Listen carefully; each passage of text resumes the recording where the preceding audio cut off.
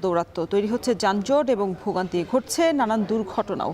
এ বিষয়ে আরো বিস্তারিত জানাতে নরসিংদী থেকে যুক্ত হয়েছেন রাকিবুল ইসলাম। রাকিব, অটোরিকশার চাপ কমানো নিয়ে প্রশাসন থেকে কোনো উদ্যোগ চোখে পড়েছে কিনা?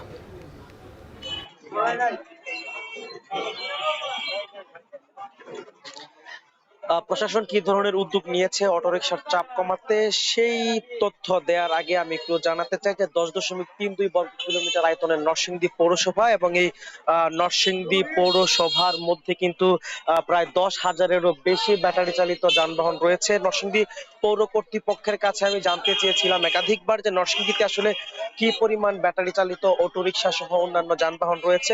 নরসিংদী পৌর কর্তৃপক্ষ কখনোই আসলে এটির সদুত্তর বা স্পষ্ট কোনো তথ্য দিতে পারেনি। তবে ব্যাটারি চালিত অটোরিকশা সংশ্লিষ্ট যানবাহন যারা এই ধরনের যানবাহনে যারা সংশ্লিষ্ট রয়েছেন, গ্যারেজ মালিক থেকে চালক, তাদের সাথে আমার কথা হয়েছে। তারা আমাকে যেমনটি জানিয়েছেন যে নরসিংদীতে অন্যান্য সময় 10 থেকে 12,000 ব্যাটারি চালিত যানবাহন থাকলেও এই রমজান অর্থাৎ এই রমজান শুরু হওয়ার পর ঈদকে ঘিরে প্রায় 20 থেকে 30,000 ব্যাটারি চালিত যানবাহন এই মুহূর্তে নরসিংদী পৌরসভার বিভিন্ন পয়েন্টে চলাচল করছে। যেহেতু নরসিংদী বড়বাজার, ইন্ডেক্স প্লাজা সহ পার্শ্ববর্তী এলাকাগুলোতে বেশ কিছু শপিং কমপ্লেক্স রয়েছে, সেহেতু আসলে এই অঞ্চলে অন্যান্য সময়ের তুলনায় সাধারণ মানুষের ভিড় বা সাধারণ মানুষের আনাগোনা অনেকটাই বাড়তি। সেই বাড়তি মানুষের আনাগোনার ফলে অনেক অটো নরসিংদী পৌর শহরের বাইরে থেকেও আসলে এখানে প্রবেশ করছে